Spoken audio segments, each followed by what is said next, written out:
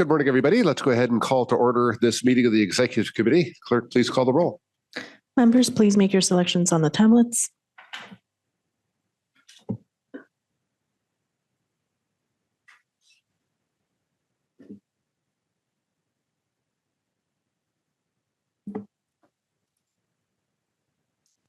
Chair, we have a quorum with 5 members present and 2 members absent.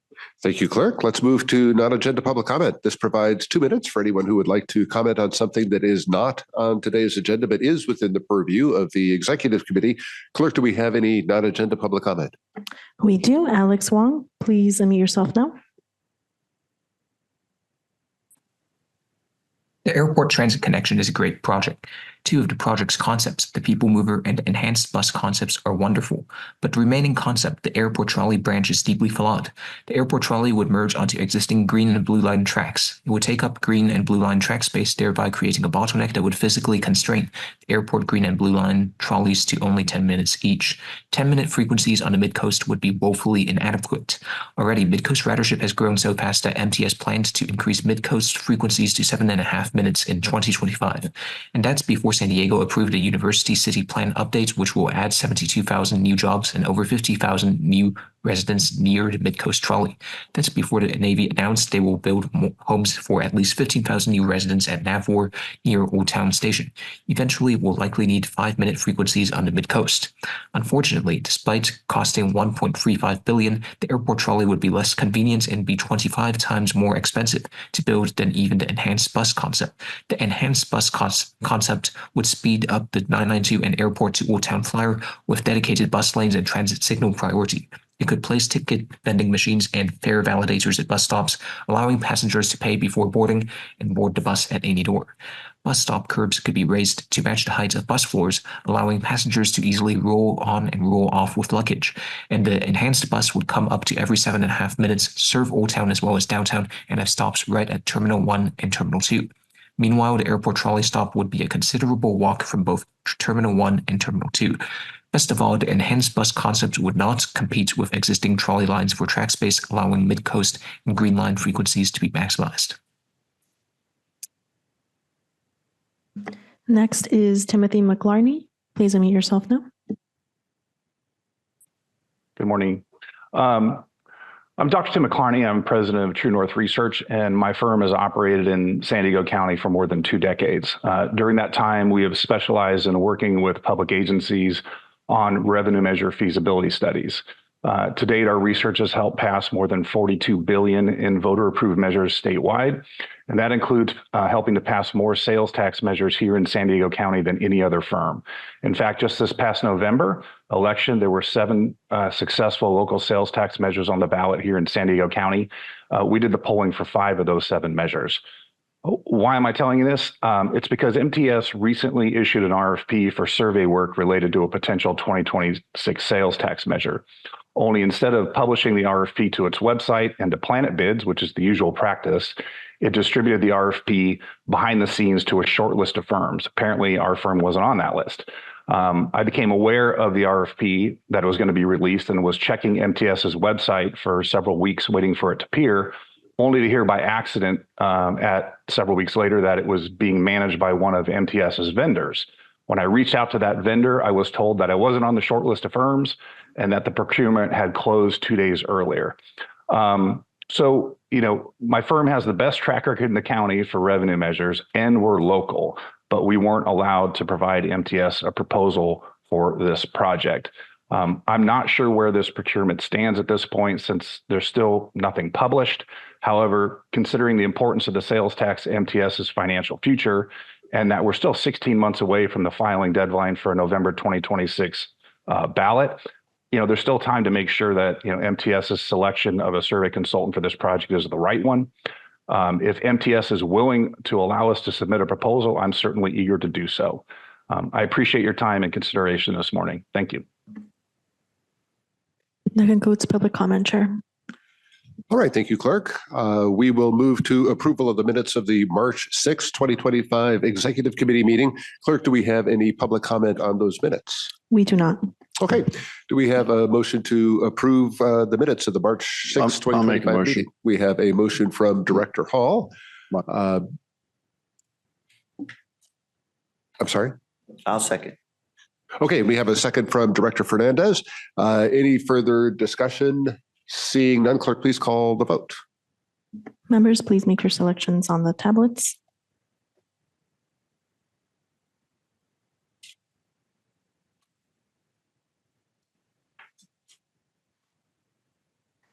The motion passes with 5 members voting yes and 2 members absent. Thank you. All right, let's move on to our discussion items this morning. Item 4 is an informational discussion on the fiscal year 2026 operating budget. Gordon Meyer is with us and he'll provide our presentation this morning. Good morning, Gordon Meyer, Manager of Financial Planning here at MTS. So this morning I'm going to present the first look at the FY26 operating budget. So brief overview of our budget development process. So we do use a zero-based budgeting process where we build the budget from the ground up and we reapprove every line item every year. That's in contrast to a historic budgeting process where managers only need to justify variances above a pre-approved baseline. In this presentation and the presentation in a couple of weeks, we'll primarily be talking about the changes, but it is built from the ground up. So our operating budget process began in January when we met with all of the managers from each department. We reviewed their existing expense and revenue trends. We have them discuss and justify each line item detail that's included in their budget request. And then ultimately for the mid-year amendment, we rolled that up and presented it in March and received approval of that. And then today we're looking at the first roll up for FY26, which is next year's budget. This is a rough draft that's being presented today. We do anticipate making some changes in energy and passenger revenue, which we'll get to a little later. So of our operating budget, we'll first look at revenues, and we have 2 major categories of revenue, which is operating revenues and then our subsidy revenue. And so first we'll look at operating revenues, and our primary operating revenue source for us is passenger fare revenue. And so passenger revenue is really a function of ridership as well as average fare. So on the ridership, we're assuming 6% organic growth over our FY25 amended budget projected ridership. For context, we're trending about 8% year over year so far in FY25. So we're assuming a slightly lower growth rate for next year. Based on that growth rate of 6%, we are projecting 86.2 million passengers for next year. On the average fare side, we're assuming $1.04 for FY26. That's about 5 cents higher than our average fare assumed in the FY25 amended budget, or about a 5.4% increase. That does reflect a full year of the fare enforcement changes that went into effect in February of this year. And so based on that ridership and average fare assumption, we are projecting 89.2 million for next year's budget for passenger revenue. And that is an increase of almost 12% or $9 million. So it is it's kind of a middle of the range target. We think we can get there, especially with the fare enforcement changes, but it's not going to be easy. You can see visually to the right, the purple line is what we're forecasting for next year, and it is a pretty big jump, primarily in the first half of the year. But we do think we can get there. One note on this is that the Youth Opportunity Pass funding is only identified for FY26, but not beyond. So Sandag is providing over $5 million this year, but for next year, we don't have funding identified for that yet. So we'll either need to find a way to get that funded, or we'll take about a $5 million hit to passenger revenue next year and beyond. Also within operating revenues, we have a variety of other miscellaneous revenues. So the first one is energy credits. So MTS generates energy credits through 2 different programs. We have the Low Carbon Fuel Standard, which is a state program administered by the California Air Resources Board. And then we also have the Renewable Identification Number System, or RINS program, which is a federal program administered by the EPA. Typically, the main driver of our budget performance here is the market prices of those credits. For the LCFS side, we're budgeting $70 per credit at this time.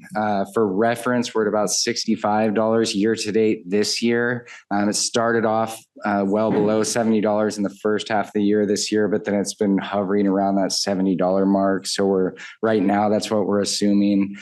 On the LCFS side, we do have good news in terms of credit generation. There was a programmatic change with the LCFS program to where we're now going to generate as many credits on our older infrastructure pre-2011 that we will on our newer mid-coast infrastructure. The newer mid-coast substations actually generate about 3 times as many credits as the older infrastructure. And so we expect to generate a lot more credits this year and going forward.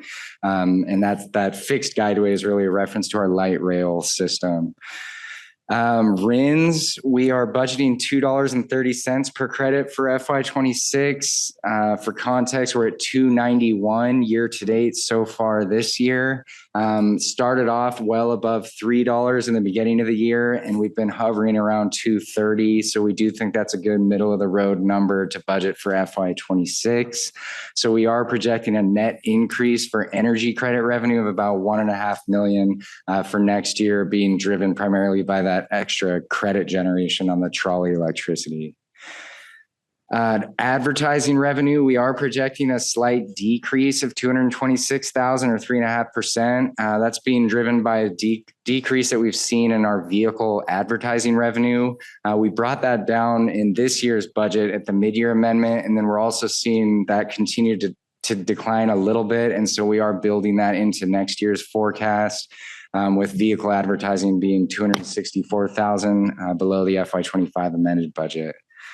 Real estate related revenues, that's facility lease revenue, we're projecting a decrease by $457,000. That's primarily due to the Grantville vacancy remaining high. The property manager is deploying additional security there, so we hope to see that come back. But at this time, we're taking a more conservative budget approach until we see that. And then we are expecting the continued non-renewals of the Clean Transit Advancement Campus tenants, since that property is going to be ultimately transitioned to a transit facility. Those leases aren't being renewed. And then the big mover for FY26 is interest revenue. We are forecasting a decrease of $3.1 million or almost 32% due to declining cash balances. And the interest is really a function of cash and interest rates. And we're forecasting a large reduction in our average cash balance because, one, we won't be receiving those stimulus payments that we've been receiving every month for the last few years. And then we plan on drawing down our entire operating deficit reserve in FY26 as well. So we won't be generating that additional interest. So overall, other operating revenues are decreasing by $2.3 million or 6.5%. So we covered the operating revenues. The other revenues in our budget are subsidy revenues, and a large portion of that comes from different sales tax. So the first one we'll look at is Transnet. So that is the 1/2 cent sales tax that's assessed in the region. So it's a local sales tax. It is administered by SANDAG. So every year, SANDAG provides us with a projection from their budget for the total regional pool. So for FY26, they're forecasting $421.5 million for the region. That's a low growth assumption of only 0.3% for the year. So we are seeing a slowing in sales tax revenues. If you look at that chart to the right, you can see from FY23 to FY24, those are actual sales tax receipts. We actually saw about a $3 million decrease. And then they're forecasting a pretty significant decrease for this year for FY25, and then very small growth of 0.3% in FY26. And then you can see it is projected to start picking back up again in the out years. I also included, if you look at the green bars, that is the forecasts that are done by Avenue, which is a third-party forecaster that does independent forecasts for SANDAG. And so they're lower consistently on the Transnet side. However, we're building our budget based on SANDAG's forecast.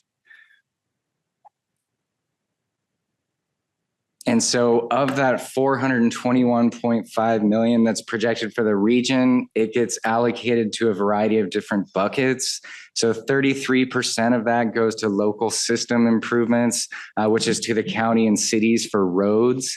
Then 42% goes to the Major Corridors program, which funds major Transnet capital projects such as Mid-Coast and BRT. The new operations makes up 8.1% of that funding. So this is the piece that provides MTS with our annual reimbursement for our Transnet 2 funded projects, which for us is the BRT routes, Superloop, as well as Mid-Coast. So for this, we submit our net expenses to SANDAG, and then they reimburse us for those expenses. And so based on the projected expenses for those services, we're expecting to have total cost recovery of 34.7 million for FY26. That's over a 4% increase from the FY25 budget based on increasing expenses for those services. And then one note here is that we're only expected to have full cost recovery from Transnet 2 for these services through the mid-2030s based on SANDAG's most recent projections. That is earlier than the overall expiration of Transnet in 2044. The remaining 16.5% goes to transit system improvements. So this is the piece that provides us with our annual formula funding, and it's dependent upon sales tax, cash receipts, or performance for the year. So based on the projection, MTS is expected to receive 45.8 million for FY26. And of that total, 5.5 million gets taken off the top every year for fare discounts on senior, disabled, and youth passes. And then the remainder of 40.3 million is available for MTS general operations. Next, we have Transportation Development Act, or TDA. So this is a statewide sales tax, and it's a quarter-cent sales tax. Once again, SANDAG forecasts and apportions this each year. This is a little different from Transnet in that we submit a claim in the beginning of the year, and then it's not really dependent upon sales tax performance. So if cash receipts come in higher than that claim based on SANDAG's forecast, then the excess revenue goes into a reserve at the county. If sales tax receipts trail SANDAG's forecast, and we draw from that reserve at the county. We use TDA revenue for both the operating budget as well as the CIP. SANDAG is projecting a total for the region in FY26 of just under 195 million. That does represent a negative 3.6% regional growth assumption for FY26. Not all of that is due to a projected decrease in sales tax receipts. Some of it is due to the fact that SANDAG was projecting that we would come in under the 5% reserve target at the county, based not only on projected receipts for 26, but also the poor performance in the prior couple of years as well. And so about 1.2% of that is due to maintaining the reserve at the 5% level at the county. So for MTS specifically, they're projecting that we'll receive 128 million. So that is a decrease of 7.7 million, or 5.7% versus the FY25 amended budget. You might ask, why is the decrease 5.7% if the regional decrease is 3.6%? The reason for that is that we claimed an additional 3 million in the FY25 claim above SANDAG's budget, which came from the reserve. And so we do see a steeper year-over-year decrease this year. And so of that 128 million for MTS, we have 100.5 million in the operating budget, and then the remaining 27.4 million in the CIP. And that does reflect the shift of 25 million from the capital budget to the operating budget that was approved by the board in February. And then just a note on this one, you can see in the chart to the right, once again, we saw the decrease from 23 to 24. But on this one, you can see the green bars, which is Avenue's forecast, is actually a little higher than SANDAG's forecast. So it's good, kind of good, at least from our perspective, to see that it's not one vendor is coming in way higher consistently above the other one. We'll see kind of a shifting between TDA and Transnet. Next, we have state transit assistance, or STA. So this revenue is derived from the state sales tax on diesel fuel. It's a recurring formula fund that's provided by the state controller's office. And that formula is based on both population as well as agency revenue. This is a historically volatile funding source for MTS. We have seen in the past where MTS's allocation has decreased substantially and quickly as the state has diverted dollars to meet its own general fund obligations. It's also tied to diesel fuel sales, which has been a declining commodity as of late as populations have shifted towards greener fuels. We do use this for both the operating budget and the capital budget. We typically put 11.3 million in the operating budget, and then we put the remainder in capital. This year in FY25, we brought the amount in operations down to about 6.5 million due to a projected shortfall in STA revenue. But for FY26, we're bringing the amount in the operating budget back up to 11.3 million and then putting that remainder in the capital budget. Next, we have our Federal Transit Administration, or FTA revenues. So the most recent authorization or reauthorization for this funding was the bipartisan infrastructure law that was passed in December of 2021. That legislation is in place through September 30th of 2026, and that provides the authority for our major recurring federal formula funds, which for us is 5307, 5337, and 5339. This funding can and is used for capital and operating budgets. If it's used for the operating budget, it can only be used for preventive maintenance, which is pretty much any maintenance expenses. This funding is a little different from sales tax receipts in that it's received on a reimbursement basis. So we incur expenses and then we submit a package to the FTA.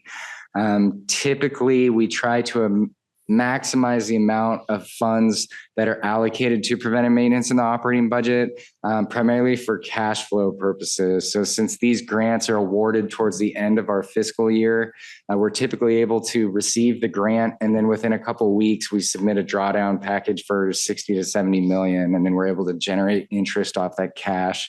So it really helps on that side, and it also reduces the grant administration effort when we can close those out faster as well.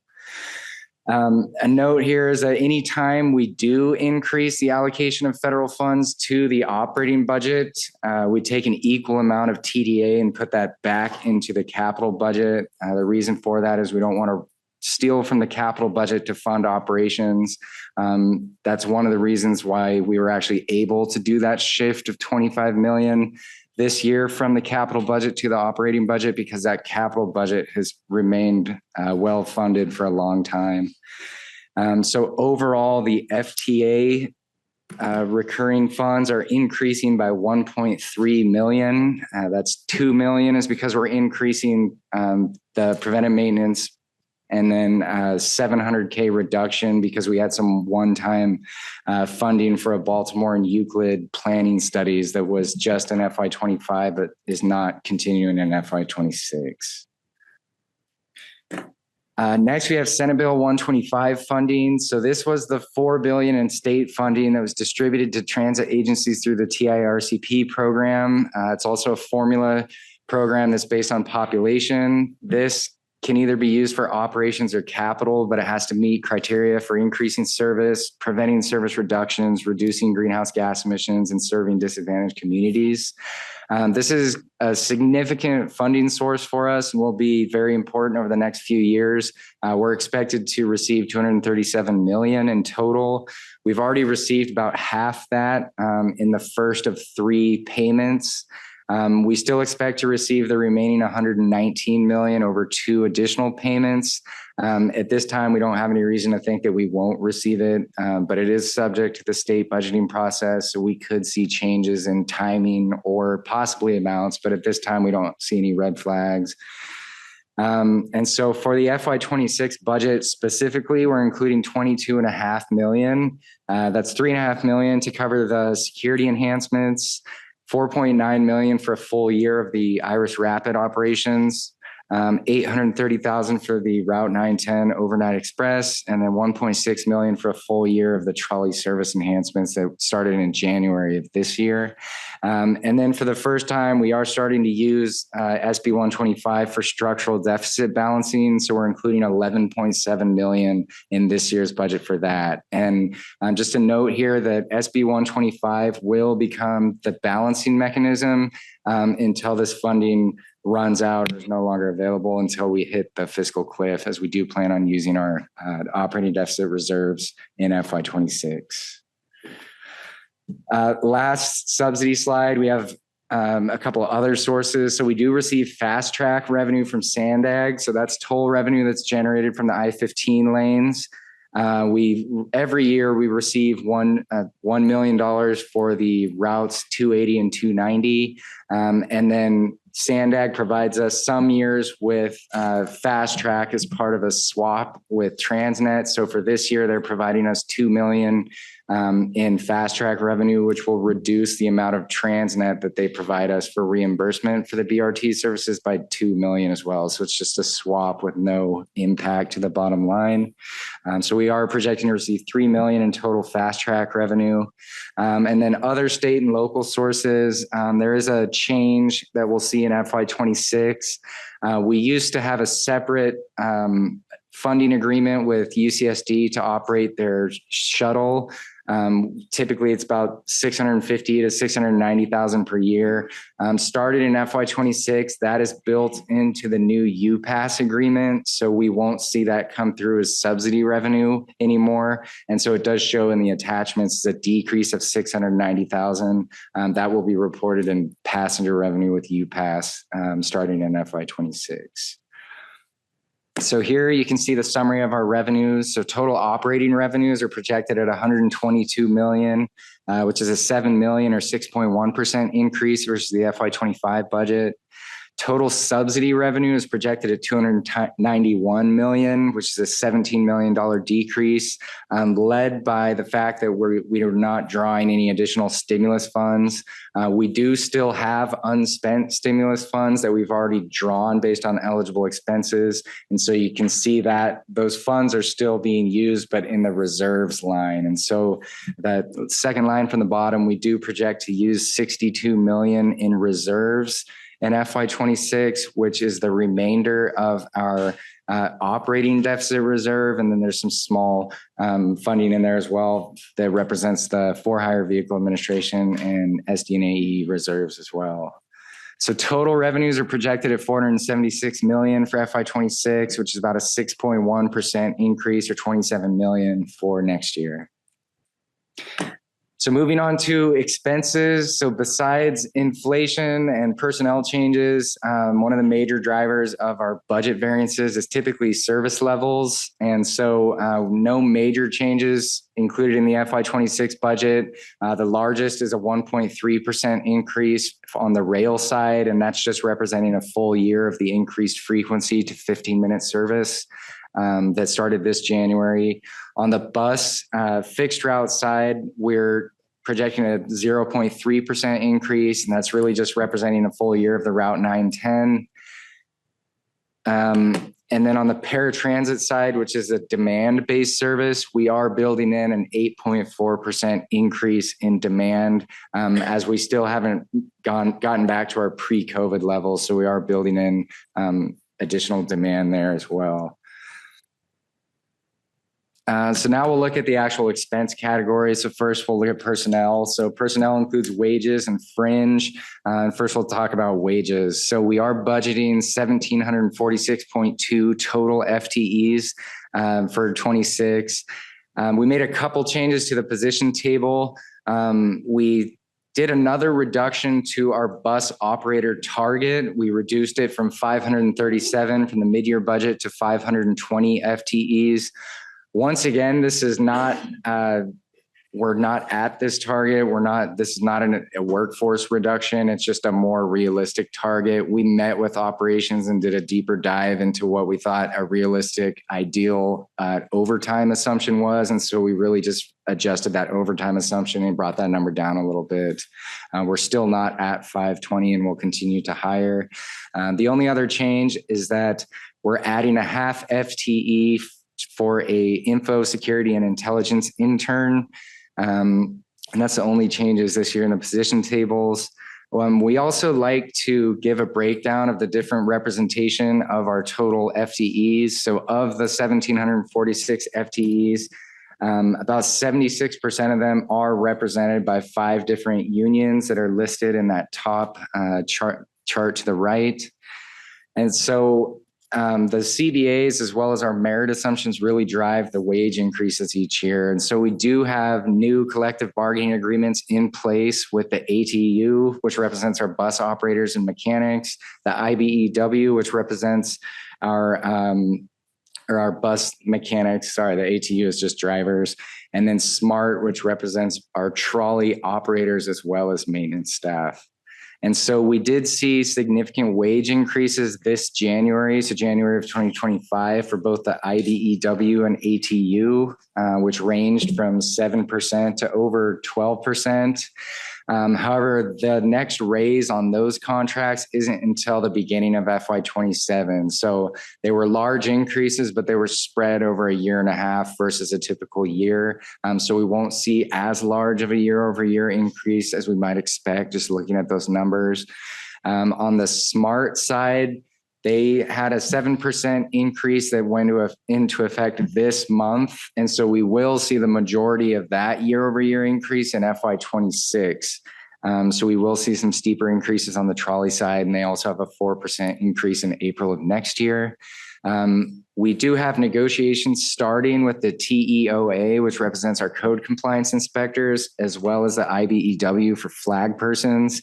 The budget currently does reflect our preliminary negotiations with them, but there is definitely a possibility that those might change and will reflect the most current negotiations within the next couple of weeks before we finalize the budget.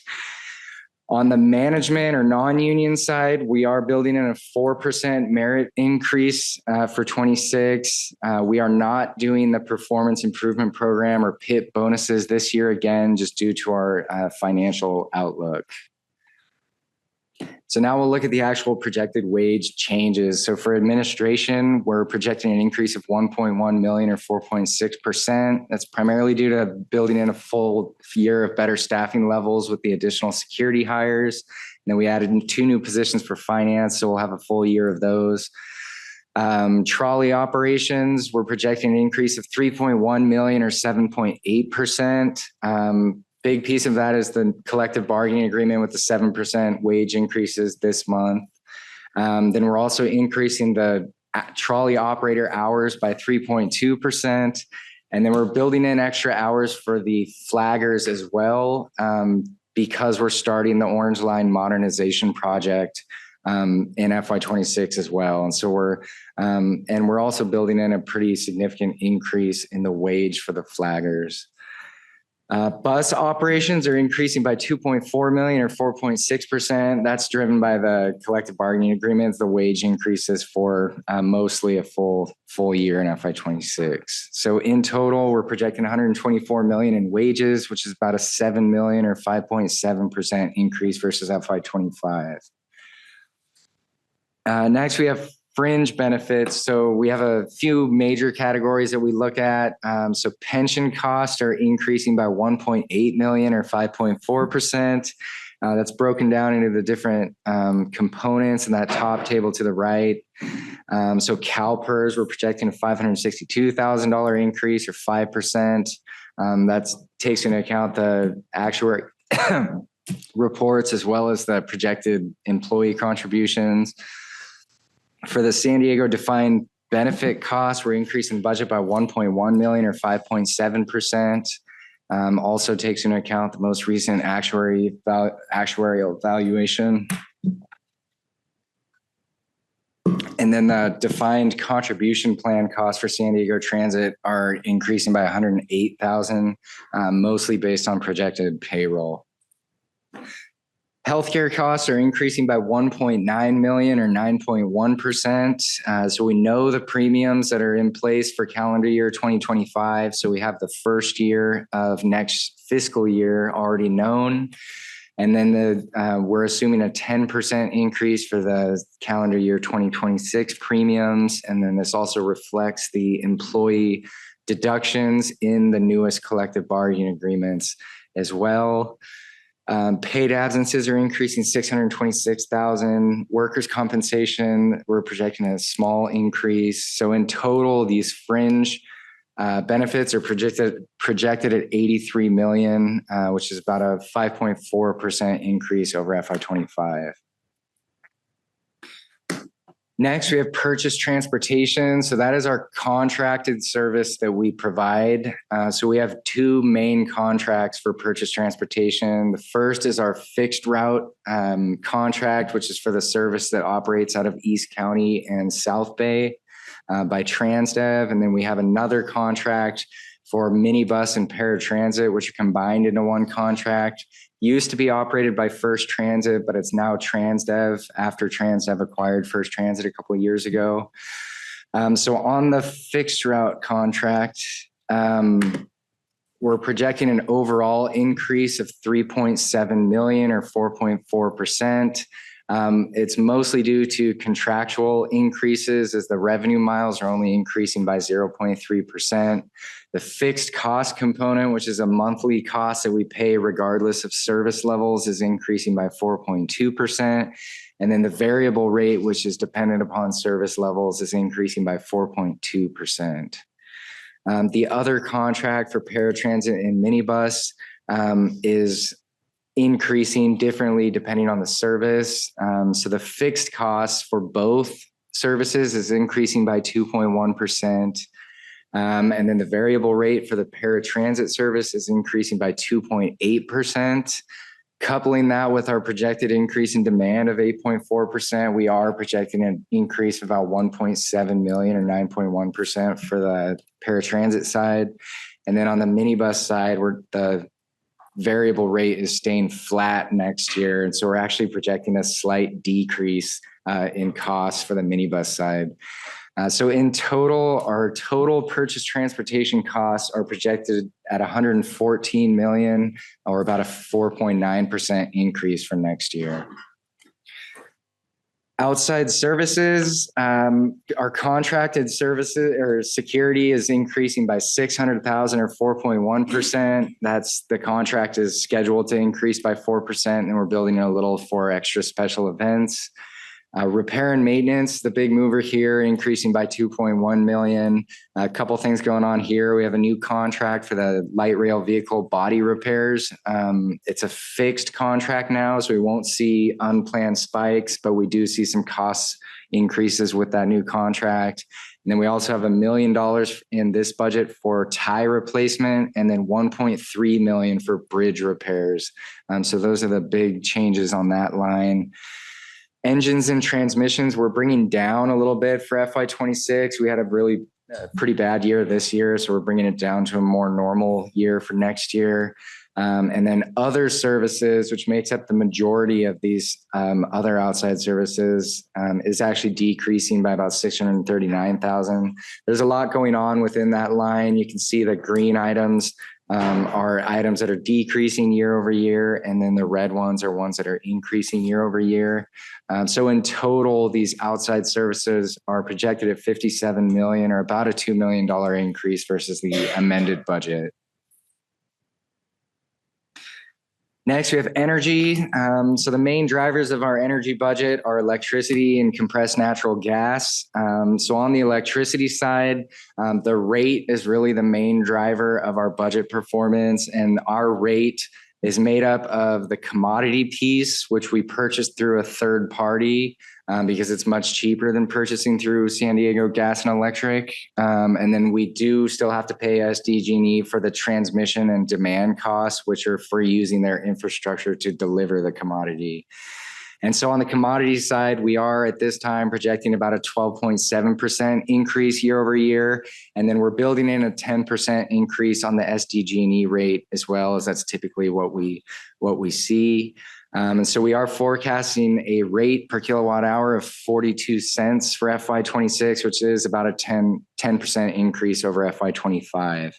On the electricity side, we also are building in an additional 2.9% for consumption due to a full year of that added trolley service as well. So electricity, we're projecting almost a $4 million increase or a 13.1% increase for FY26.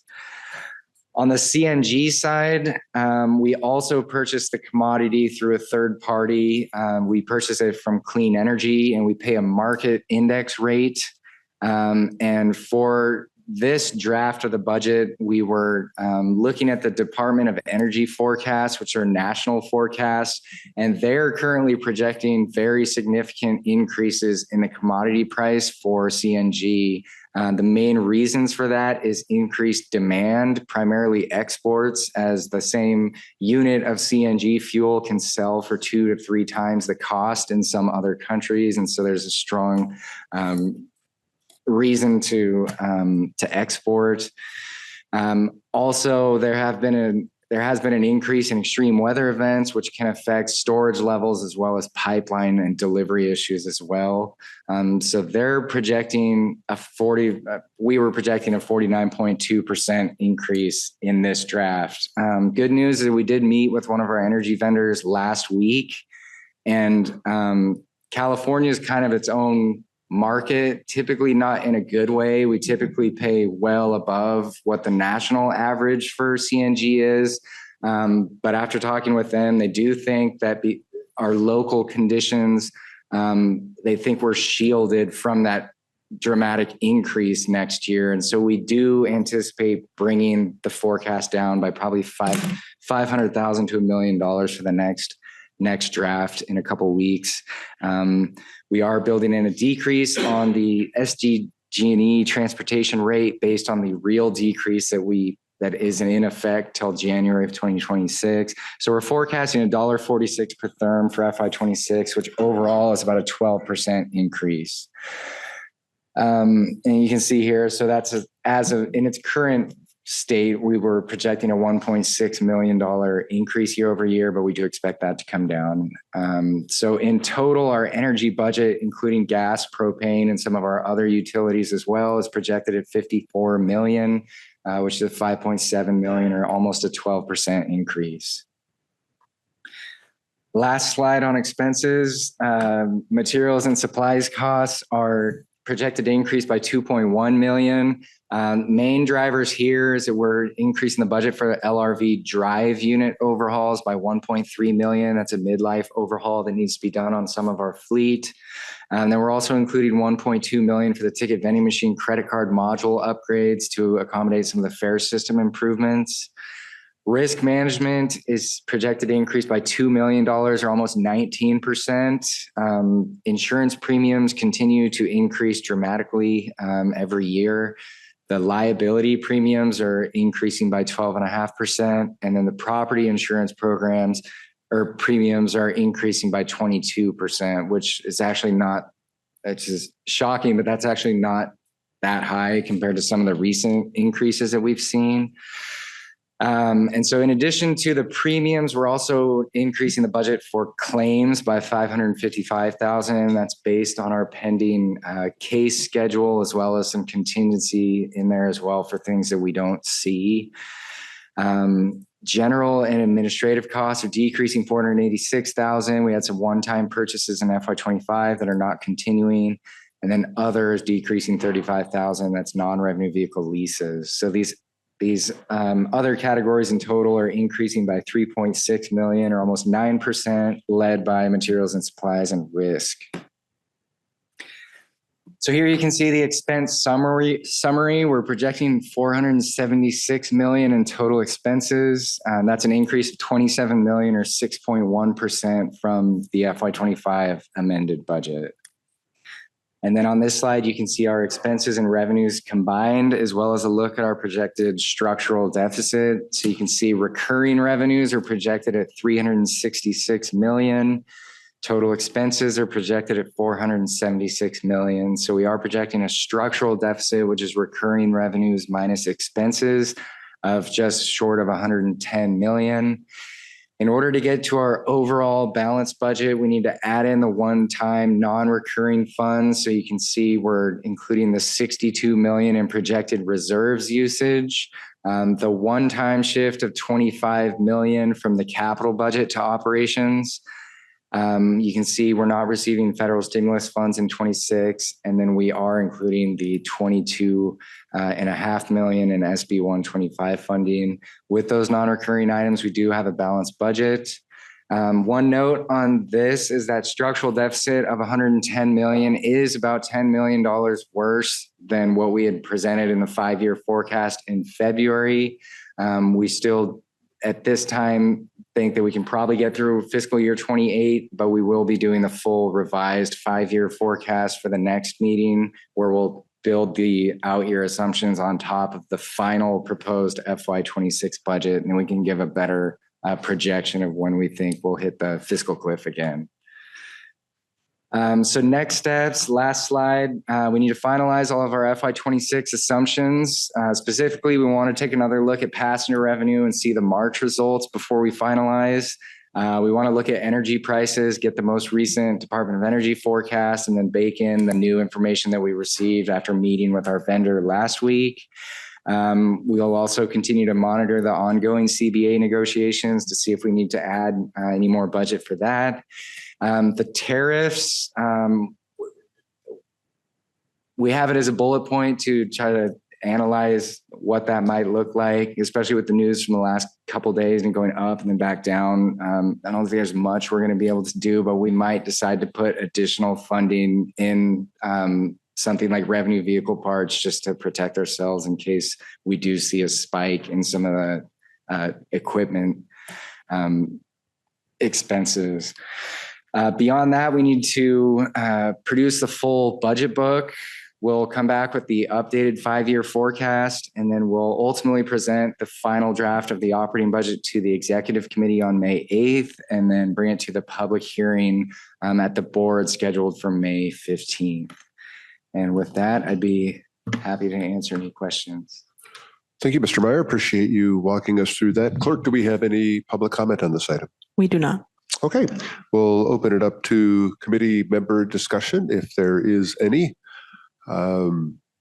If there isn't, we will digest all of this and look forward to the updated 5-year projection and the revisions that'll be coming forward, and very much appreciate you, again, going through that level of detail with us. All right. Let's move ahead then to item number 5, which is an informational update on the real estate and joint development program. And we're going to invite Sean Maya to present this item. Good morning, Sean Myatt, Manager of Real Estate Assets, providing a joint development program status update for everybody.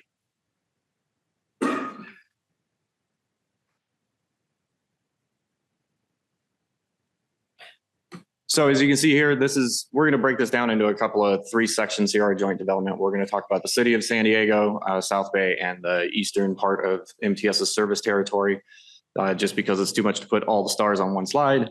But here you can see the joint developments within the city of San Diego. We're developing, properties as far north as our bus transit center in Rancho Bernardo, and as far south as our trolley station at Bayer Boulevard in southern San Diego. The green stars represent opportunity sites where we do not currently have a transit development partner. These are at Euclid and 47th. The Riverwalk site is a unique site, is a much long-term development. It's completely dependent upon the Riverwalk golf course being redeveloped into housing and mixed use, which will then trigger a new trolley station and joint development opportunities for MTS. So the blue stars recently completed, and the red stars are ones that are under various levels of contract negotiations and development, and we'll go through the under contract and the recently developed in more detail on the next slides. So Grantville is one of our most recent success stories. It is a two-phased or two-part development, with one component being the affordable development. Our partner there was Affirmed Housing. They created the Shoreline 100% affordable development, you can see on your left. And then we also partnered with Greystar, and they created the Union Grantville building on the right. Their target market was focused on the San Diego State and the college age kind of market. So that was the Greystar building, was a market rate development. They opened in late August and then the Shoreline shortly thereafter in February 2024. A total of 376 homes between the two of them. The Greystar property brings MTS approximately $500,000 a year in rent to MTS. And there is, in the Greystar building, 100 transit patron parking spaces. So there are opportunities for park and ride at the Union Grantville station.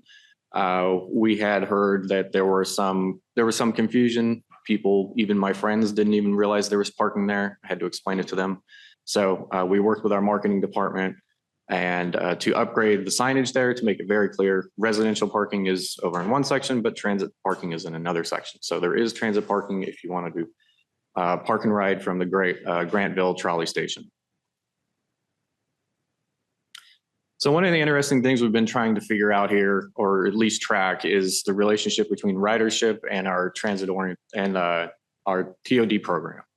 So Grantville is, the most recent example. I think you should take any number here with a bit of a grain of salt, because a lot of this has, COVID kind of is underlying a lot of these numbers here. As our, the development started around, the construction started in mid 2021. Previously, we had 250 transit parking spaces. It was just the asphalt parking lot that you see in the top left here. And as construction got underway and the transit patron parking opened, and here you can see on the bottom right some of the better signage for specifically calling out transit parking. We have seen an increase in ridership. But I need to caveat that with, this is looking at going from zero parking for the approximately 2 years. That entire parking lot was closed down during construction. So we lost all of our parking for that 2-year construction window. But once we reopened and got the buildings open and the transit parking reestablished, we've seen, from 2023 to 24, ridership has increased 39%. Which is approximately 440 persons per weekday. So Monday, Tuesday, Wednesday, Thursday, Friday. And once again, this includes from zero parking to 100 transit spaces and adding 376 apartment homes here. So it's not really fair to say that all of the ridership increase was from the residents or all of the ridership increase was from transit parking. It's going to be a mix. I think we have seen, though, that there, as I've mentioned before, the Union Grantville development was very focused on the San Diego State market there. And so we do know that there are a lot of riders going from the Grantville station, one station east to San Diego State. So I would say the majority of that may be due to the residents, but, it's very difficult to tell because all of these things happened at once. We tried going back to analyze 2019 numbers, pre-COVID numbers, and there just kind of ends up being too much noise in the data there. So this is encouraging, definitely, that we have seen an increase in ridership, developing our property, keeping the transit parking alive, and then also, increasing the amount of people who physically live at the trolley station. So this is definitely a good thing. It affects ridership, which affects, our budget meeting, which you just heard from Gordon, our budget information. So this is really a really good thing. We will continue to track this as well as at our other stations and, update these numbers. So, but although overall this is, positive, and we've seen ridership increase once this TOD got up and running. Moving a little further north up into Rancho Bernardo, this project is with Affirmed Housing, our development partner. 100 homes plus 14,000 square feet in office space. This project is under construction, as you can see in the bottom left. They will be topping out this summer, and they expect to be completed in early 2026. Once again, we were able to retain 84 transit parking spaces, and as well as, and then a firm then built the 38 office parking spaces and the 76 residential parking spaces for the 100 homes there. So we're projecting a revenue of $34,000 a year in office rent revenue to MTS based on the affirmed office lease that will be going in there. So we're looking forward to ribbon cutting ceremonies in early 2026 there.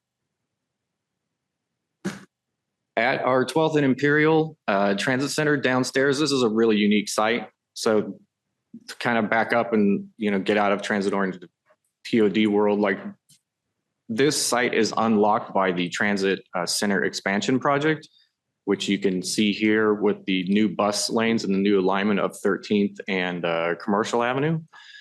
What that does is, significantly increases our transit capacity here. It allows for more buses, brings all of this property under the control of MTS. These won't be public streets. So MTS will be able to, control this area. And it also vacates National Avenue. And so the result of that is this larger, proposed development area in the kind of the northeast corner of 14th and Imperial. So that was unlocked through the Transit Center project. And then MTS was partnered with the San Diego Foundation. This is kind of a unique partnership. So far, most of MTS's, the basic blueprint was MTS partners with a developer. And here, MTS is partnering with the San Diego Foundation, who is acting as sort of a philanthropic capital, as well as kind of the organizing developer. And they are going out and they have found, they're going out and then finding the development partners who will actually deliver the housing there. So the first development partner that they have found is Cypress Equity Investments. That's the North project. It's a typical LIHTC tax credit project with approximately 160 homes, a mix of 1 to 3 bedrooms, rent restricted units, and some minimal residential parking, which has not been determined yet. And that'll be in the northern portion of the site. But also San Diego Foundation has identified a development partner on the southern part. It's a little too early to bring this to everybody right now on what their development, just because it's very fresh and the partnership is just pretty new. So we look forward to bringing that to the executive committee in the early summer, and have a more built out idea of what's the partner in the south is building. But what they have shown us so far is very promising. Approximately 330 homes over 17 stories, studios and 1 bedrooms. So a little different unit mix there. They're not looking at deed restrictions, and they're targeting a slightly higher AMIs, what people are sort of calling more naturally affordable housing, or some sort of the missing middle. That's what they are going for. I will not include residential parking.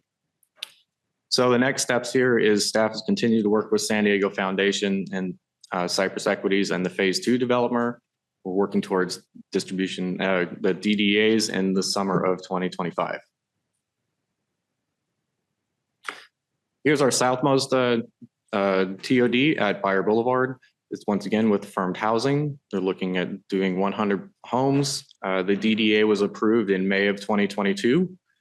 There are 74 transit parking spaces that are still be reserved, and 60 that will be exclusive to the residents of the station residents of the building there. They had a slight setback, and when we MTS had to work with the development partner to change the building footprint. This was to kind of preserve the historic railroad corridor for much long-term improvements in rail service in the southern part of San Diego there. So they are working on their redesign. They do have funding committed, but they do not have all of their funding committed. So they will continue to, work through funding and finish up this redesign. And in the later slide, I kind of go over some of the funding opportunities and challenges. And Buyer Boulevard is one of those sites that is, facing some of those funding challenges. The Palm Avenue Station is another unique site. This is with two development partners, Malick Infill Development and National Core. The amended DDA was approved in December of 2023. This has a childcare facility integrated into it, a microgrid battery storage, which National Core was able to go get a grant for that. This includes transit patron restrooms in phase 1 to be maintained and managed by the development partner here. Some of the interesting parts of this is National Core was able to go get an infill and infrastructure grant that brought in a significant, about a quarter mile of wet utilities down Hollister. So the neighborhood really doesn't have the utility services to go ahead and, have a significant build out here. But National Core was able to secure that funding, and they will be working in Hollister actually pretty shortly here in the next coming months once they get city permits to build that infrastructure. And that infrastructure then will serve, the National Core and Malick buildings, but it will also serve a development to the north. Directly north of us, there is what is presently a single family home on an agricultural land, and that will be developed into approximately 200 apartments. Once again, private, has nothing to do with MTS, but they gain the benefit of that utility infrastructure that was from the infill and infrastructure grant from the state of California, which we'll talk about more about the infill infrastructure grant and how that has changed and faced the funding challenges. So yeah, but they will start on-site work and preliminary grading this summer. So dirt should be flying here at Palm later this year. Moving away from San Diego into the South Bay sites, here you can see the overview. Once again, the red are under contract sites and the green is an opportunity site. We do not have a development partner. Just pointing out H Street, there's a significant parking need. That parking lot is full pretty much all of the time. So any development at H Street would require at least 100% replacement parking here to ensure that park and ride folks are, have that ability to drive and park to the station. So that's a potential challenge there. That site also requires a Surplus Land Act notification. So that needs to go through that process as well. Quick notes about the 24th and Palomar. We don't have specific slides on them. There are also with, we have a letter of interest from National Core and Malick, they are also doing the Palm development. So we, as part of the Surplus Land Act, you notice these sites and they have, essentially raised their hand and said, yes, we are interested in these sites, but due to staff time and their own on the MTS side and, National Core and Malick side, we're focusing on the Palm development, trying to get that off the ground. So it's, instead of spreading our resources over 3 or 4 sites, we're really focused on the Palm site. The Palm site has money dedicated to it. So when those developments get up and running at Palm and National Core, Malick, and MTS staff with additional staff time, we'll continue to work on those sites there. So, but E Street is a joint development with the city of Chula Vista and MTS. So the city parcel here is on the south, and then the MTS parcel here is on the red on the north at F Street. An exclusive negotiation agreement was completed with Mountain West Real Estate in November of 2023. And this is truly a mixed use site. So the city had a couple of set of priorities as far as what they wanted to build, and MTS had a different priority. So the developer did a good job of being able to balance both of those priorities here. And you can kind of see it. So moving from the city side on the right side of the screen, there will be a 300 key hotel. This is, of course, right across the way from the Gaylord Hotel that is being built and completed. So this is viewed as not as a competing hotel, it's a companion hotel. They'll kind of work hand in hand and serve different purposes, but our understanding that the Chula Vista market is very interested in this hotel being built. And so this is something that the city is very excited to have here. There will also be some residential for rent, approximately 370 units there. These will be market rate units in parcel C in yellow. The parcel B will house some of these extra amenities, the rooftop dining, spa, gym, community meeting rooms. It'll kind of work hand in hand with the hotel. The plans to be, bridges across on the second stories and things like that. So you should be able to dine on that building and then go out and look over the bay. It also has a 1 acre park as well as a linear park. On the west side of Chula Vista, there's not a tremendous amount of park space per people. So this is a great addition to the park portfolio for the city, as well as parcel G on the MTS site, which will be is projected to be a dog park. Now on the MTS parcel, the developers proposed approximately 150 or 100 to 150 units of affordable housing. And then to, and then to replace all of the parking here. So we will have 100% replacement parking. And it'll be a parking transit hub. It was at one time, it's probably going to be a parking deck instead of a full parking garage. They're analyzing ways to cut costs as everybody else is, as any developer is. So this is exciting. This also preserves the future East Street grade separation, which is in kind of long-term future planning, but the idea is not to put buildings in the way of future grade separation. So we were able to do that, hence the linear park and some of the other enhancements here. So the next steps, the developer is working on a CEQA amendment at the end of 2025, and DDA is required by the end of 2027. Moving a little further east, the major update here is the MTS had and the city were partnering to jointly develop the El Cajon Transit Station. We had entered into an exclusive negotiation agreement with Chelsea Investment Corporation, and that has expired. That expired in March of 2025. This expired largely for some for some funding challenges that happened, largely out of the control of Chelsea and MTS in the city. I'll go into those specific challenges a little more on a future slide. So MTS and the city staff are continuing to work together and looking at, long-term plans here and how to continue to move this forward. So it's a bit unfortunate that this didn't continue forward, but that is what has happened there. At Spring Street out in La Mesa, we've partnered with Affirmed Housing. They're looking to build 152 homes. They have a DDA that was completed. They have funding committed, but once again, they are also don't have all of their funding in place. So they were applying for Affordable Housing and Sustainable Communities funding grant this year. But due to the way that grant is scored and the intensity of the application process, as well as the competition, they are pursuing other funding sources at this time. So we're continuing to work with them to make sure this does happen. This does include a bus driver break area, and a firm did commit to maintain a public or a transit patron restroom for the transit patrons at the site at their cost and their expense, and they will maintain that within the buildings when that does get built. So we're looking forward to this building moving forward once we get over this funding hurdle challenge. So overall, there are some, definitely some challenges and opportunities here. Just looking back, the major source of affordable funding is from the state of California. As we all know, the state has had some budget challenges.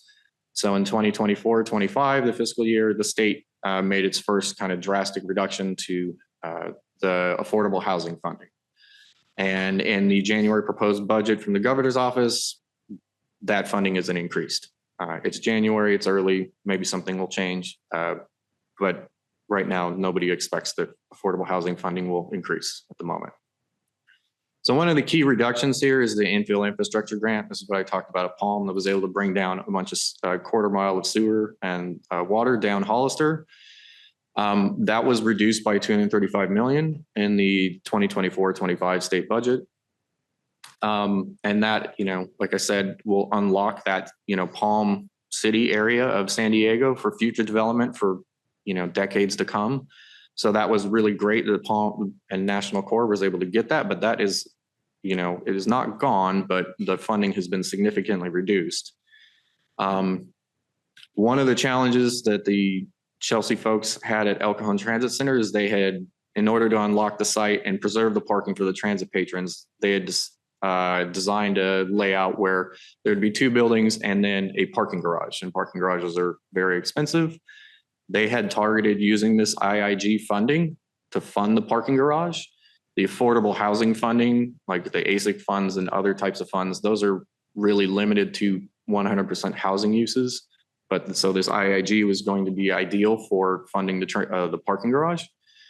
But that one, was significantly reduced and is recently being amended to exclude parking funding in development. So going forward, what IIG does trickle out of the state will no longer be allowed to be contributed to parking development, which is really difficult as MTS as we develop on our existing parking lots. So we are not getting any credit for, preserving transit parking funding from this IIG grant.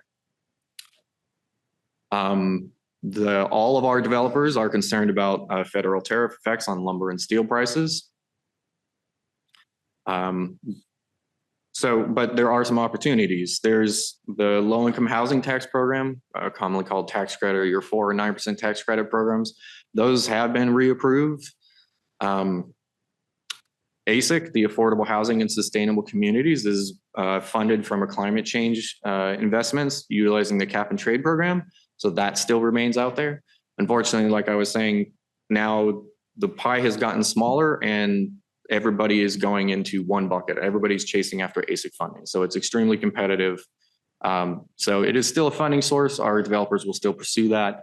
And we look forward to receiving those funds. And there's in the ASIC program, there's a set aside for San Diego. So we're not always competing against San Francisco and LA. There is always an award in San Diego. So we look forward to some of those funds coming into other projects. And I believe the Buyer project will be applying for ASIC this year. Obviously, though, it's very competitive and it's challenging the application process. It takes a lot of staff time and MTS's time, and it takes a lot of staff time and developers' time to go through these things. But probably one of the biggest opportunity and the biggest kind of ray of light and maybe all of this doom and gloom is the innovative partnership with the San Diego Foundation. So like I said, San Diego Foundation is philanthropic capital, and that's what's kind of been missing from the state. The state was the provider of capital. Now it's significantly reduced. So we're really hopeful that this model works out. And as we move forward with this project, we'll keep our eye on other opportunities, to expand that. But we're really proud of the way MTS has, partnered with San Diego Foundation and then partnered with Cypress Equities. So it's pretty unique, and we're looking forward to bringing that project to 12th and Imperial to completion, and then possibly in the future, work on that partnership and development on future projects. Once again, all this data is publicly available here. This is our real estate properties website. Every site has a pull down menu, has available or unavailable or under contract. The one example here is the Amaya station. You get a 1-page PDF with some really general basic facts. So this is all publicly available data. If anybody wants it or anybody's interested, or if you have any development partners, you can show them this data, and they could always call MTS staff for more information. Overall, this is the big board, the kind of summary. The green is and the red are the updates. So Rancho Bernardo is still under construction, looking to move that 100 into the occupied here by the next time we get this update. The E Street numbers have changed as the development conditions have changed and the developers refined or sharpened their pencil. So those numbers have changed a little bit. Of course, the El Cajon Transit Center went from approximately 200 units to 0, and the 12th and Imperial site with San Diego Foundation, they have really done a great job of, so far, expanding and maximizing the amount of housing they can build on a very small site. So the number of rent restricted units are on the far right, and this goes all the way back to 2007 with our early joint development. So this shows MTS has a great history of partnering with developers and to maximize our sites and development and to put people at the actual trolley stations to drive ridership and the other benefits that are associated with folks living right next to the trolley station. With that, if there are any questions or comments. Thank you, Mr. Myatt. Great update. Clerk, do we have any public comment? We do not. Okay. We will open this up for committee member discussion, and we will begin with Chair Pro Tem Montgomery Stepp. Thank you so much, Chair, and thank you for the presentation. Just two, one question, and really the other one is more of a comment. Just in the Grantville analysis that was done, thank you for showing that. I know there were a lot of precursors to that, but I still think it's really good news. I was curious as to the parking lot and whether it is full and usually at capacity, or how are we evaluating the use of those parking spaces? There's been some challenges there. There's not a lot of parking in the Grantville neighborhood. The Union, Grantville, and the Shoreline parking ratios are a little low. They really are trying to encourage people to use transit. With that being said, sometimes some of the residents are found with our parking security patrols in our transit parking spaces. So the security team does outreach with them, does everything they possibly can to, physically talk to somebody. And then if absolutely necessary, a citation can be written. So there's been some education. We've worked with both buildings and made sure that they are aware that this is transit patron parking. It is well signed. Every space is painted. So I think you were asking about the actual use. It's difficult to tell with some of the mix of the overflow, but we are seeing people use it.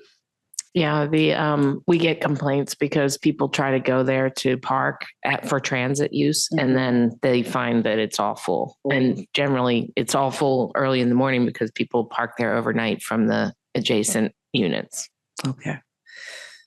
Thank you for that. The other is more of a comment. I know that I think it may have been slide 14 or 15, when you kind of go through the state budget and how that may impact at least one of our projects.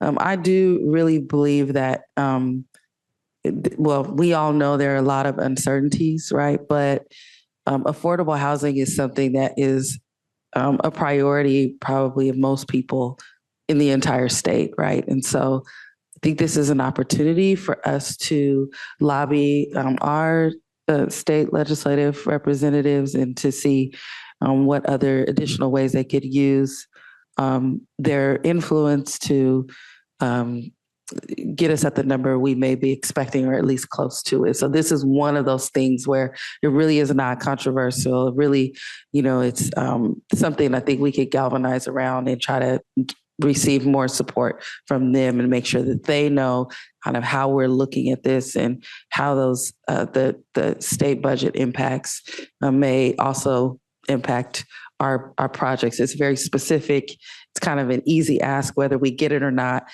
because they will have a lot of asks coming to them, but this one is, specific. And so anyway, that is my plea, that we keep updated. And if there are ways that I will volunteer myself, but I'm sure my board members don't mind me doing that as well, can help, then that's a good thing. So thank you. Very good. Thank you, Chair Pro Tem Montgomery Stepp. I will absolutely echo that. This is such a priority. I think this is a real point of pride for MTS as an agency. I mean, not only is this program increasing transit ridership, as you pointed out, but good for the environment because more people are using transit as a result of it, but it's also increasing the supply of housing. And when you increase the supply of housing, you got supply and demand. It moderates rent increases, and in some cases, in some parts of town, we're actually seeing rent stabilize and inch downward. So this is all a part of that work. So, in fact, Director Fernandez and I were out in Washington, D.C. earlier this week with a Chamber of Commerce delegation, and I met with some folks from Housing and Urban Development and pointed to this program as one of the good things that's happening in San Diego. So good work. Thank you. Please continue. Please keep us posted on this. All right. We will move on now to item number 7, and that is the review. Oh, no, I'm sorry. Item number 6. We've got an informational item on Assembly Bill 1070. This is an Assembly bill that was brought forward by Assembly Member Chris Ward of San Diego. It would apply to every transit agency and specifically to the governing boards of transit agencies across California. That includes our MTS Board of Directors. Sharon Cooney and I met with Assemblymember Ward a week or two ago to discuss this bill, and our CEO is going to brief the committee on what this bill would do. So AB 1070, obviously introduced by Chris Ward, February 20th, 2025. It's since been amended. And so I'm going to talk about the amended version, which is an attachment to this agenda item in your packet. The bill proposes to change transit agency boards throughout the state of California. And this would have an impact on the MTS Board of Directors as well. It impacts board member compensation, as well as adding non-voting members to the board. The intent is noble. It's to enhance transparency, accountability, representation. These are all values for the board, and it is something that we've always contemplated as we've looked at changes being proposed by the state to our board structure. It also is great to have new voices when policy-making decisions are needed. And then it allows transit employee and union perspective to be considered as policies are being deliberated by the board. So in all, these are very good goals and objectives of the legislation as we conveyed to Assemblymember Ward. So I'm going to just discuss, though, what those impacts are, and then possibly discuss with you some changes we would want to see perhaps made to the bill if it moves forward. So currently, board members receive $150 stipend each board meeting. What AB 1070 would require is that the board members would have to show that they have actually personally used transit for a minimum of 1 hour the month that they're asking to be compensated for, or 4 trips. The challenges and considerations that I think we tried to express are, for instance, this actually hurts rural and other communities that don't have transit options, whether due to a historic underinvestment in transit, the topography, et cetera. There's a lot of reasons why it would be very challenging for somebody else to actually access transit in the same way a very robust transit network within your own district or city might provide. It discourages members from those areas from attending and participating in meetings. And then it provides for no schedule flexibility. So a board member might ride 8 times in a month, but then because they broke their leg or something, they found that they couldn't do it for the next month.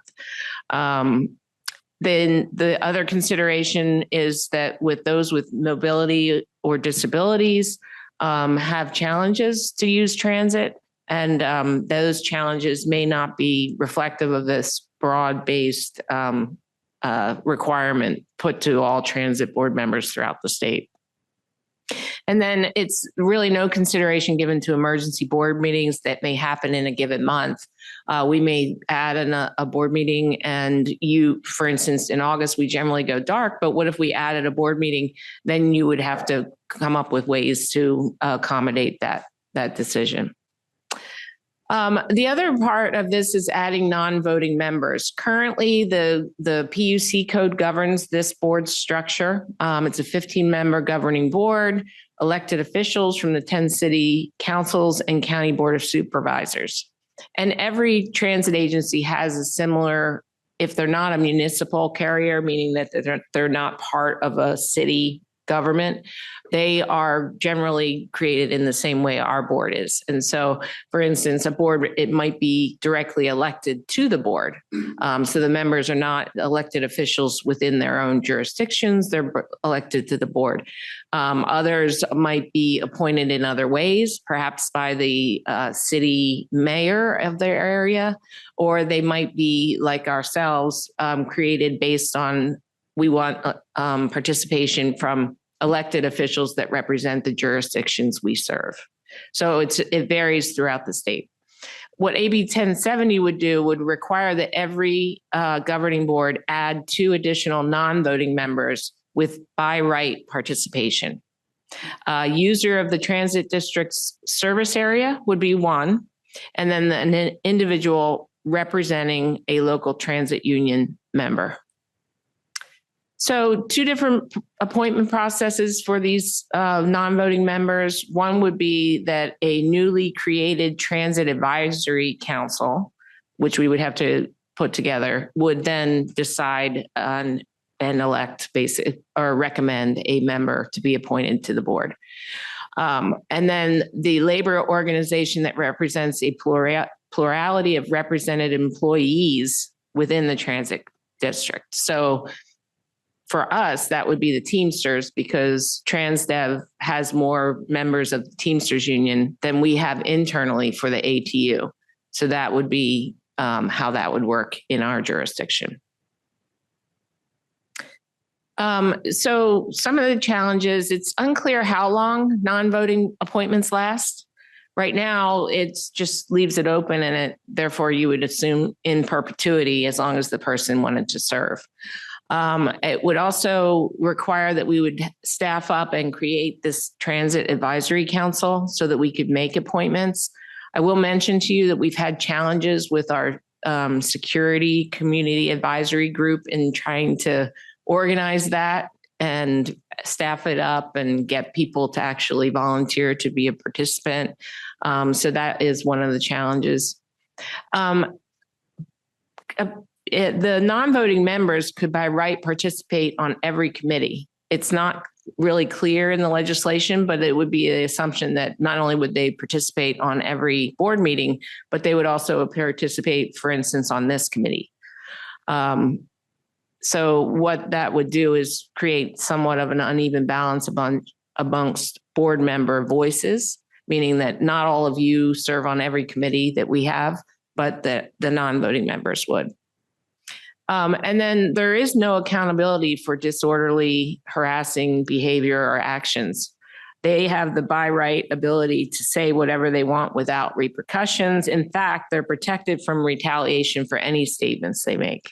So that would definitely be something we would want to see somehow tweaked if we were going to move forward with this. Also, voices for transit users and union officials are already taken into account through existing channels. We have advisory committees, we have public outreach surveys, we have collective bargaining, elected officials on the board. You all represent every one of these categories. So it really does provide these 2 individual stakeholder groups a greater say than other stakeholders. For a rider, for instance, they have a lot of outlets for making public comment or working through your offices or coming directly to us through our customer communication portals. A non-rider almost should have more of a say, because those are the people who have least access to transit usually. They're the ones that perhaps this board would want to hear from frequently. Where you would then learn what are the barriers to access to transit that prevent people from taking transit. So I give that as one example. You could look at other examples. Why a transit union versus an environmental group? Why a transit union versus a high school student? So it really does limit the type of stakeholders that get access in such a very broad way to comment on every policy decision by right without any form of prevent or restriction. And then it presumes that one transit rider can represent the interests of all. For every rider we have, I think they all have different interests, whether they have a disability and they want to really pursue ways to improve accessibility for the disabled, or it's a rider who perhaps is a commuter only, or it's a rural rider, or it's a suburban rider. All of them, you can't presume that one transit rider is going to be a voice that represents all riders. And then on the union side, would anybody argue that the Teamsters representative will necessarily represent the interests of the SMART membership who operate the trolleys and the maintainers of the light rail vehicles? Would the ATU, who is an internally MTS employee, necessarily believe that the contracted Teamsters representative is really representing or representative of their interests as well? And then it's really a one-size-fits-all approach. As I mentioned, that all the transit board compositions are unique. They're carefully crafted for the local needs. There's a lot of input from local governments and communities. And therefore, this bill really does kind of put a one-size-fits-all approach where it doesn't really make sense. If you know one transit agency, you know one transit agency and their interests. So the status is, as I mentioned, it has been amended by the author as of April 3rd. And then there is no hearing yet. It is likely to be heard in Assembly Local Government, where it's been referred because Assemblymember Ward is a member of that committee. And then because there will be an expense associated with it for local agencies, it would go to the Assembly Appropriations Committee as well. And then more hearings, votes if the bill gets out of appropriations. Possible amendments that we could request, instead of shall include 2 non-voting members, make it may add non-voting members.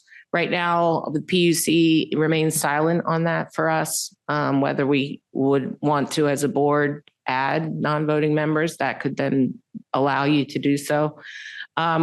We could also remove the language dictating how non-voting members would be nominated and appointed, and then leave it up to the local boards to decide how that would happen.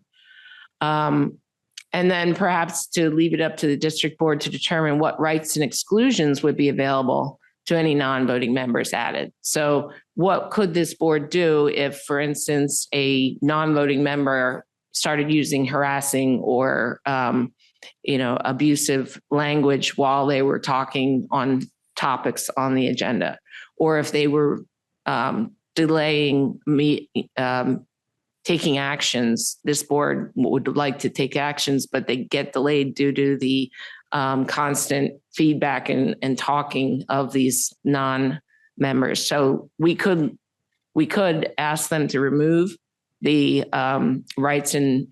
rights that are included in the bill, and then leave that silent and up to this board to determine if they wanted to add that. So there is opposition. The California Transit Association took a opposed decision. We had to abstain because we didn't have any kind of direction from this board. And it is supported and sponsored on behalf of the Amalgamated Transit Union. So possible MTS board action, and I throw these out there for you to kind of have a conversation about today. And then if you want to direct staff, we could bring this back to the board with a possible direction. Continue to monitor and communicate with the assembly member with possible amendments. California Transit Association will continue to oppose this legislation, and we would then continue to abstain in any of those votes or decision making. Or we could we could sign on as support with amendments, and we could go through some of the amendments that I discussed here. Or we could just say oppose unless amended. I think it's much better to probably say support with amendments rather than oppose unless amended, because I feel like Assemblymember Ward has expressed his interest in working with us on this. And then these last 2 items would require board action. And so if this committee would want us to do that, we would bring it to the board next week. With that, I will take comments or questions. Okay, thank you. Clerk, do we have any public comment on this item? We do not. Okay, we'll begin our board discussion with Director Hall. I'm going to be real fast. How do they plan on verifying that we were on the trolley for an hour? It's kind of vague, but it would really be, you would attest to that. Okay. I think we need to do better than that, but that's fine. And then the non-voting members, are we able to put like a 2-year limit on there, or how would we do that? And again, that would require an amendment to the bill. To their bill. Stated. We couldn't just put a 2-year limit on our own. Right. And that's kind of why the, going to a permissive rather than a prescriptive language, if we went to may include non-voting members, would allow us to then craft it in a way that actually worked for this board and its operation. And and what we could also do is rotate the members if necessary. Maybe give them, if the union, give them 6-month memberships or whatever, and have alternates available. Oh, the bill does contemplate that there would be 2 alternates per member.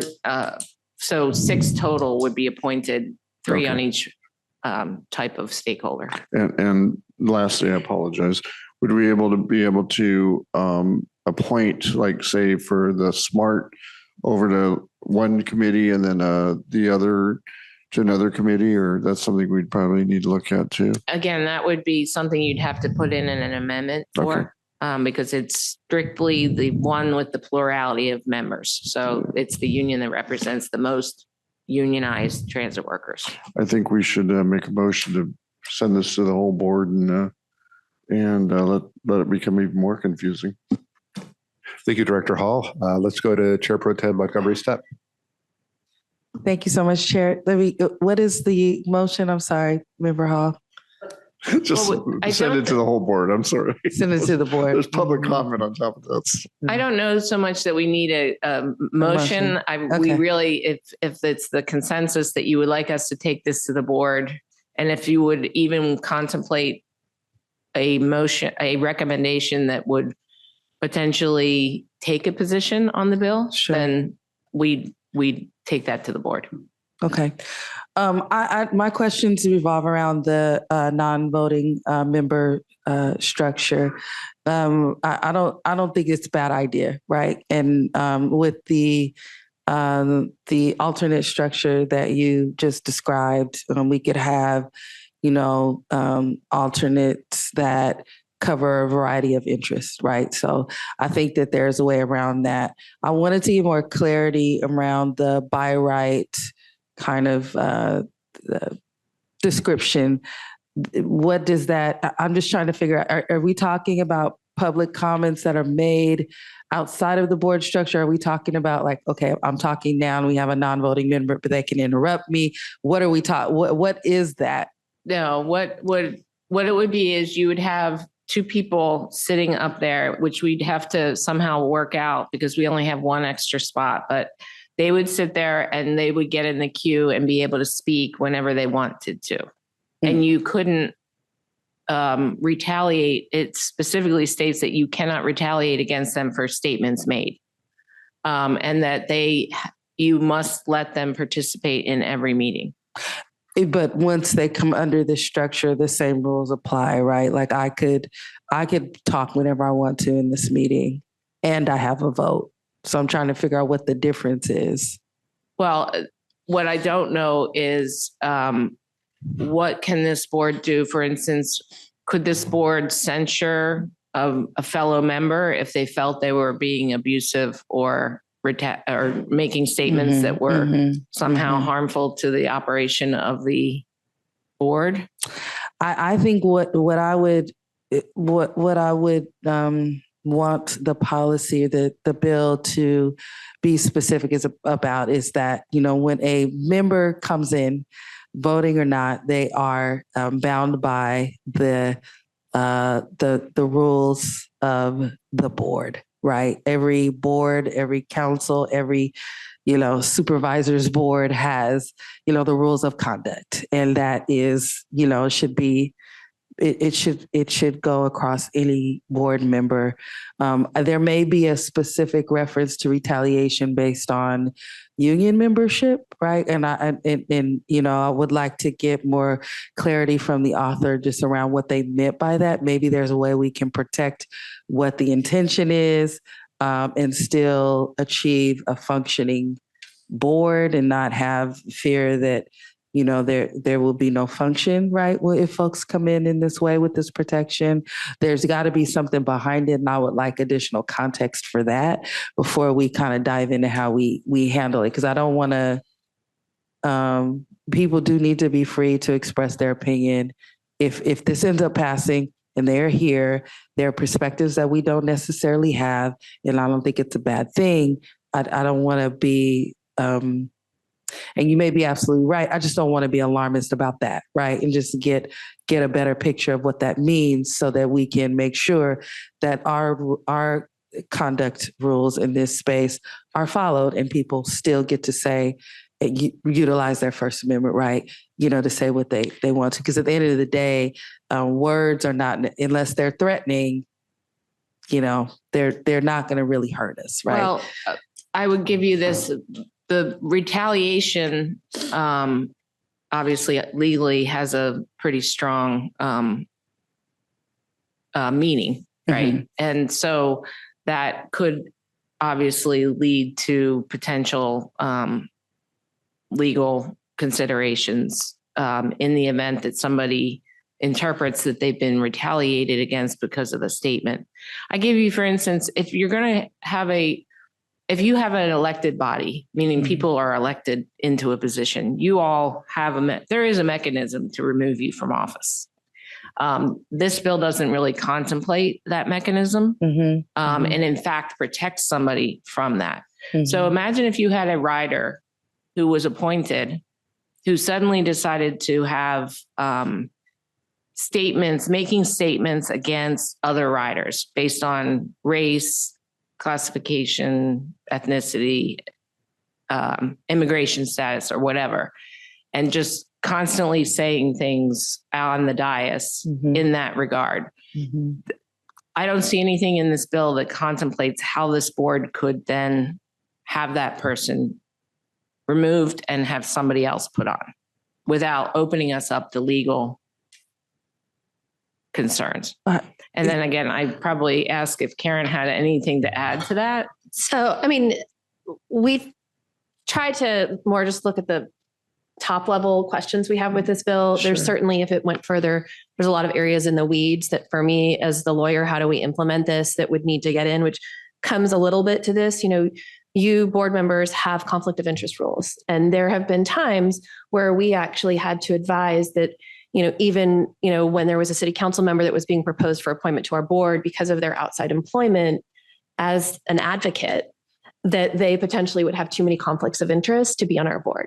And so this same structure, just when I presume who would be someone that might be proposed to be some of these users, they may be chosen for their expertise because their day job is to advocate for things for MTS to do, which in previous situations, we've had to say that's a financial conflict of interest and you can't be on our board. Yeah, so I don't know how that would implement here. The two things. One is, and I'm not going to go too far down the rabbit hole because I know we'll probably have a conversation about this offline. Yeah. But one is that there are conflict of interest codes, but there's also the requirement of board members to file 700 forms so that the world knows, where your financial interests are. That's number one. And number two, these are non-voting members, right? And so how does that change the structure of any conflict at all? And if someone comes here and makes a 3-minute comment, maybe I've been at the county too long, but I've been called every name in the book at this point, right? And at the city, I had to convene a meeting and facilitate over a meeting where folks were calling in with every single racial slur from every single group you could think of. That is America, right? There are certain things that are just allowed as absolutely insane and insulting and offensive that they are. So I would just say, one is there's that overall picture, but we still have rules of conduct for our members, and these would be members, albeit non-voting members. So the legal question is, how is the word retaliation combat with that. That's all. Right. And I think- guess for me, I just think we would need to flesh it out. I would need to Yeah. have the rules of it's not retaliation if I say you can't. And while they're not voting, our conflict of interest rules don't allow you to be part of the discussion either. And so that's why sometimes our board members like dismiss themselves from the room. So that's where I think we would have to make it be very clear of what are the types of things that this board member can't because of the conflict of interest. And so if we tell them they can't even be part of that discussion, that's not retaliation. And so those were like having everybody set their expectations from the beginning, because I've never really seen expressly written into a statute, no retaliation. Like normally as a matter of like baseline of law, Yes. you're not allowed to retaliate. Yes. So Yes. this being written into the statute, is that intended to give somebody additional rights that don't apply to everyone else? And so I think that's where we've just kind of got that confusion of like, what rights does that mean? If you're on this board, voting or non-voting, you should have to follow the same rules that all of our board members have to follow. And just wanting to make sure that that is clear, I think has been more, because this language seems to give them a little bit more, which with amendments, maybe we can resolve that. I get that. Okay. Well, I would say, let the board discuss it. Support with amendments. Certainly there's not a lot of clarity around some of these issues, but I think I support the intent of having, additional voices at the table so that as we make our decisions, we can have that perspective. So thank you very much for this update. Thank you, Chair Pro Tem Montgomery Stepp. Let's go to Director Dillard. Thank you. I'm not a lawyer. So the only thing that I could associate this issue that Monica was just talking about was that when I look at the responsibility of, say, for instance, myself going over to Sandag and representing either MTS or transportation and regional planning, there's a protocol. Usually, if I have a statement and I'm representing MTS, for instance, I push the button and I request to make a statement, and I make my statement representing MTS, for instance. There's other non-voting members on that board that represent Caltrans and a lot of other groups. I've never heard anyone, maybe someone ask questions that are illegal or, make statements that, Sandag can't do. But I've never heard anyone, start cursing and, complaining about the speaker and, saying things that are inappropriate. And so I'm not sure if there's a line there that non-voting members have to follow protocol. I just assumed it was, because I've never received any information. I just assumed that it was part of protocol to be respectful. So I'll just say that. And the other part of that is there an interview process? I know locally, when we're asking people to apply for different commissions, they're offered the opportunity to come and publicly speak about their background and why they want to be a part of a commission. And then ultimately, if there's further discussion, that's done. But there again is a protocol that it should be respectful, whatever commission or meeting that you have in a public setting. So, I don't know if maybe that would help to have some kind of process where we're able to engage in the people that are applying to be a non-voting member of the board. I don't know if that would be even a consideration, but perhaps there should be a process where we're able to hear their background and why they want to be a part of MTS board meetings, whatever meeting it is. And then not maybe necessarily every meeting. Why does that have to be a requirement? That's a lot of meetings. And so if someone has a full-time job, they would be limited to even participate if they knew they had to go to all the meetings. So there's a question that I have in regards to that as well. My question was regarding on page 6, regarding the unincorporated areas. I think it's important that we have someone from unincorporated areas, and perhaps if there's 2 that are required representing unincorporated areas, that there be a process, and this includes unions, that the representation would be that if that maybe we only require 1 out of the area, and that they communicate with one another to make sure that the other alternate, if you will, has the opportunity to communicate their interests, because they could be in different parts of unincorporated areas, but that those requests be CC'd to the chair or someone else to make sure that whoever is in the meeting is representing both concerns, at least, because you can't cover every single area, but that whatever requests are made from the other non-voting member be included if there is a comment that is being made from the attendee. So that's just a suggestion. And I want to go back to Director Hall's question about proof of using transit system. Right now, I use transit system. I have my badge, and if someone asks me, I pull it out. However, there's no tapping or any proof that I took a trolley or a bus. You don't get a ticket. There's no electronic tracking. So that's a question for me, like, how do people prove that they're using the service? So that's just a question. And then to Director Monica Montgomery Stepp's concern about proper representation.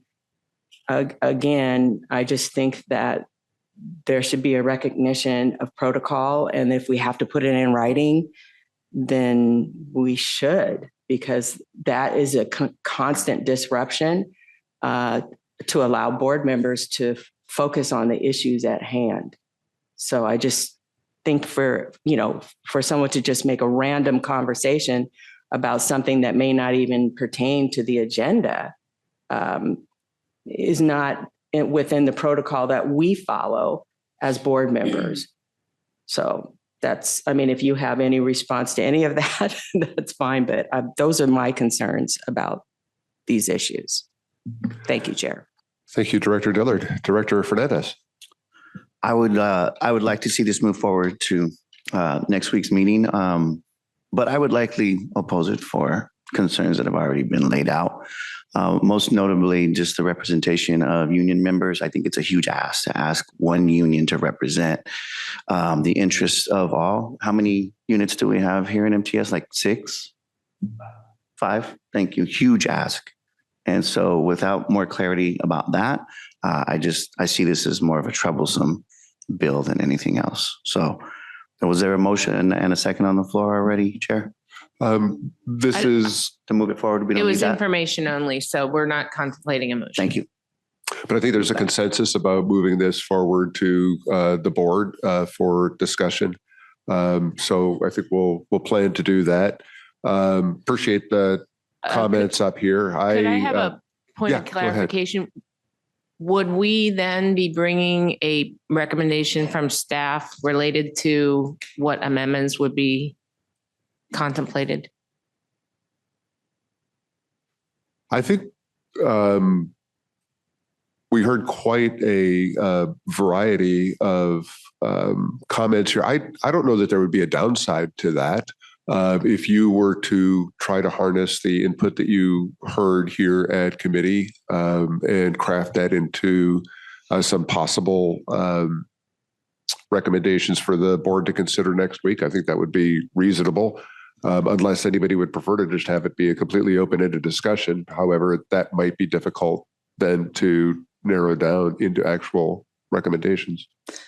I would, the slide is up now. I agree if you summarize kind of what this discussion was and maybe place it on one or two additional slides. But the presentation that you did was good, and I think it encompasses the majority of kind of what we're thinking. So I would say not opposed, but maybe not too much additional work in it, because what you've got is Support with amendments is what I think she was looking for. you're just looking for how do you for the present to board the next board. week. Yeah. Yeah, like do you include this discussion or just kind of go with what you have? But I would say no, as long as it's not couched in a motion, just summarize it and include it. But most of the board members will be here as well. So bottom line, the presentation was good. It was fine. Yeah. Okay. That's great. So I think there's a consensus to provide the same presentation to the board. Maybe can recap some of the themes that were repeated among different board members here, and we could hear what the full board has to say. I would certainly hope that if this moves forward, it would be further amended in the legislature. I, agree with the comments that my colleagues have made here on the board. I am not entirely sure why why transit agencies are being singled out for this. I mean, some of the same arguments being used could be, the same arguments you might say why we should have non-voting members of our city councils or non-voting members of our board of supervisors. In all cases, our city councils, our board of supervisors, and MTS, we give every member of the public the opportunity to comment on every item that comes before this body, both in person or virtually. I am proud of and then that applies not only to members of the public, that applies to any and every, not only union, but union member who would want to comment on an item. I think that we make it a standard practice to encourage that kind of participation. And I think that the actions that this body has taken in recent years demonstrate not only the fact that we have invited public opinion, but we have incorporated it quite extensively in the actions that we have taken. And I think that we have seen that to be true of the respect and incorporation of the input that we have received from our represented employees as well. We are facing a fiscal cliff. I don't think that the costs would be enormous, but any costs that we add as a result of this are costs that we would have to reduce out of something else. I don't think it would be a huge amount, but I'm conscious of that. As your chair, I'm conscious of the length of our meetings. That's not an inconsequential consideration when we talk about the size of our boards. And I do think that as written, we would have limited control over who would be appointed. It does currently read as though we almost would have to appoint whoever was recommended by these groups. And whereas the current members are elected by their bodies, respectively, this could be quite a wild card. I personally would prefer the entire piece of legislation to be permissive rather than prescriptive, or perhaps apply to, you mentioned that different transit agencies have members that are appointed or elected in different ways. I could see perhaps, if the concern is that an all appointed board would not be representative of the community, maybe make it apply to boards that are not elected boards like this. But that could be a further discussion for next week's board meeting. Thank you for the presentation. We'll hear the presentation again at the full board meeting and see what our colleagues have to say. All right, item 7 is the review of the draft agenda for next week's board meeting. Are there any questions on the draft agenda? I'd like to make one change. I feel like we made a lot of the budgetary policy decisions at our February meeting. And maybe we could take that presentation you all got today on that budget and not give it to the board next week, and then instead go to the next budget committee, executive committee in May, flesh out the things that changed from that, and then give the full presentation at the May board meeting when we have the public hearing on the budget. If you'd be okay with that, I would save you all from having to hear the same presentation next week. There's no reason why it has to go to the board, especially since none of you had any, significant feedback on changes. It really was developed based upon board direction in February. Well, we're adding an item and we can take an item off that one. Correct. And then Karen has some closed sessions she's going to bring. So it'll give us some time. Okay, I'm seeing no objection to that. Okay. So let's go ahead and plan on that. Any other comments on the draft agenda? Seeing none, any staff or committee member communications? Seeing none, the executive committee's next meeting date will be May 8th at 9 o'clock in the morning. And with that, this meeting is adjourned. Thank you.